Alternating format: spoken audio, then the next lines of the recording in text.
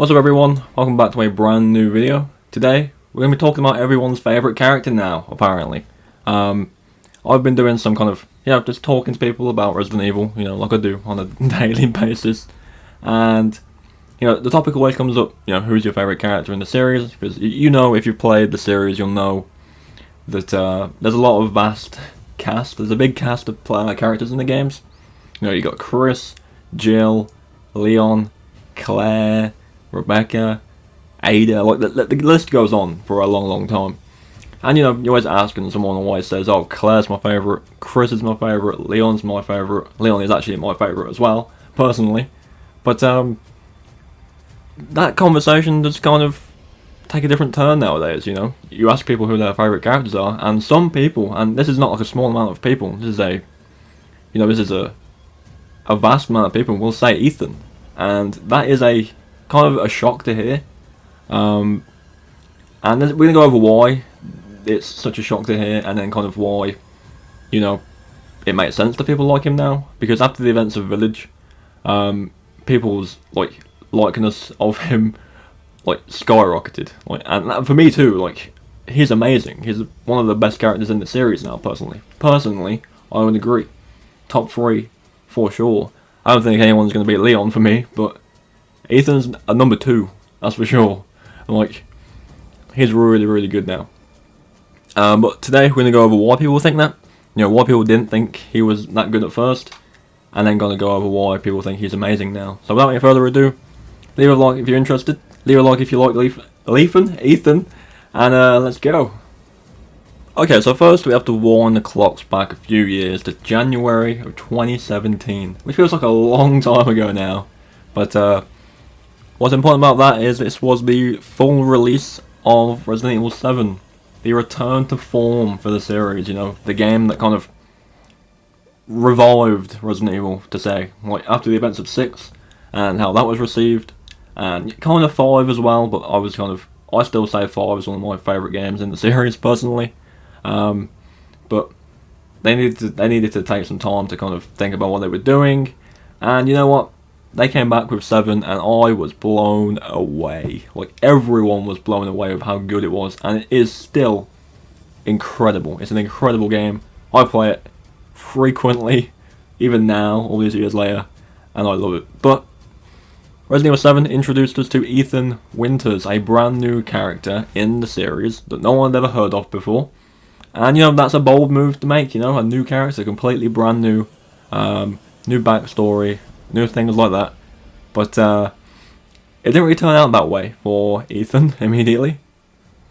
So a refresher for the story of Resident Evil 7, Ethan gets a email from his missing wife, who has been gone for a few years now. And she says to him, I'm here, come and get me, I'm in Louisiana, come find me. And he goes off to find her, without even thinking about it, which is already kind of a relatable thing, but at the same time, it's something seems off about this, you know what I mean? You haven't heard from her in years, and all of a sudden you get an email saying, I'm here by the way, come and get me. It's a big red flag, but Ethan just goes for it, and at the end of the day, it's your wife, it makes sense. If there's a chance you found them, then you would go and find them, right? That's just how it is. But, as we all know, upon finding her, he finds out that not everything is as it seems. She has been infected with the mold, and the family she's with, the Bakers, again, iconic characters, love them all. They're all molded too, and that's because of Evelyn. You then find out that, obviously, Mia is involved with the creation of Evelyn, and she messed up royally, basically. But back to Ethan, anyway. Ethan in Resident Evil 7 is quite a bland character, for the most part. He had his motives, of course. He wants to save his wife, and that's why he's there in the first place. But he has no backstory. He is a completely blank slate of a character.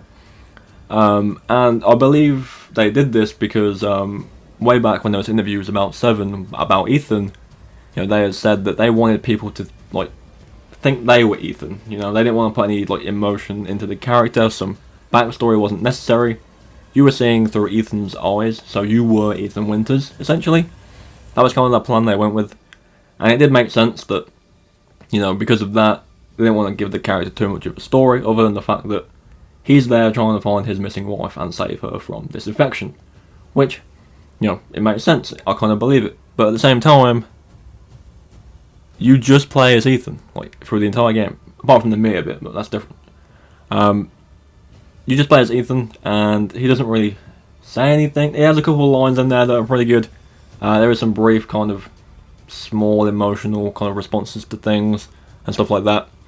But there isn't really much of any of that. And that kind of left people with the sour taste for Ethan as a character after the events of 7. Which was just a big issue for most people, saying that Ethan wasn't the best character for 7. But then, fast forward to this year, 2021, with Village's release, that took a full 180 turn. So again, brief rundown of what goes on in Village in case you do not know, or you do know and you just need a refresher. Ethan's baby, now has a baby now, gets took, and Mia is killed, and he is tasked with the idea to find Rose and get her back.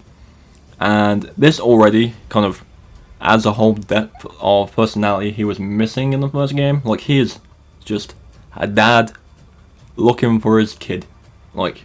Anyone, that's a very, very relatable kind of situation to be in. I would believe, anyone who is a parent and, their daughter or son gets, took or whatever, you'll do anything in your power to get them back. And that is essentially Ethan as a character in Village. He has more going on with him. Because of the events of 7, there's a bit more backstory to him. There's a lot more detail around his character and who he is and what has happened to him over the course of 7 and 8. And you know what? People love Ethan in Village. They love him. And I'll be honest, there's a few points in the game where you think what he's saying and what he's doing is kind of really stupid. Some of his responses to stuff is dumb. Some of the things he does are kind of weird. I don't know. It's kind of cheesy, but at the end of the day, if you've played Resident Evil, you've played all of the games. There's an element of kind of cheesiness to them, especially 4. Resident Evil 4 is the big cheese, and I love it for that. But clearly, Village was inspired by 4, and 1 has some cheesiness in there too. There's a couple one-liner jokes in the game that genuinely got me occasionally, not just from Ethan, but from other characters as well. But I just believe that with Ethan as a character, they made him from just a normal, average Joe dude to a still a normal, average Joe guy, but with so much more relatability to him as a character and his motives and stuff like that. And people just love him. I've asked so many people recently, in conversation about the series, what do you think of Ethan? And they all say the same thing, Resident Evil 7, he wasn't really that interesting. He was kind of boring and kind of just felt like I was, just controlling some random. But in 8, they just change it completely, and especially at the end of the game. I'm not going to go into any spoilers or anything like that, but obviously the conclusion of everything. It's such a big moment for Ethan as a character, and you can really tell they wanted to do something big with him in this game, and they definitely pulled it off, and it definitely got to people. People felt shit at the end of this game for Ethan, and that's just such a difference from the end of 7 and throughout 7. So yeah. But yeah, that's going to essentially do it with Ethan Winters and how people think about him. Again, it was a whole journey for him, I believe. From a fan point of view, I look back at 7 and I still think the game is an absolute gem. I think it's one of the best in the series, hands down. But it is let down by the fact that your main character doesn't really do anything or kind of respond to anything that's going on. I don't know, it's hard to explain. It's what he says and does in 7 makes even less sense than what it does in 8. But nevertheless, I think Ethan is one to definitely be a favourite for a while. We'll have to see what happens with 9 in terms of new characters and stuff like that, because, you know, there could be newer characters introduced that kind of are better than Ethan. There could be some returning characters, because everyone wants returning characters from older games to come back, and I do want to do a video on that, about characters that haven't come back in a while and what they could do when they come back. So if you're interested in that, leave a comment down below on who you want me to cover. Like, it could be Jill, it could be Leon, it could be anyone really. So let me know who you want to see a video on in terms of, you know, returning to the series. But yeah, this has been Ethan and his journey through fan love and hate. Thank you for watching. If you're interested in any more Resident Evil content, then be sure to subscribe and turn notifications so you do not miss a video or a stream. I upload every single day, and I stream every single weekend, and it's just fun times, really. Like, I'm not trying to, you know, play seriously and stuff like that, unless I'm doing challenges, which I currently am in the background of all these videos. You know, I love Resident Evil as a series, and hopefully everyone who subscribes does too, just as much as me. But yeah, thank you for watching, and I'll see you all tomorrow.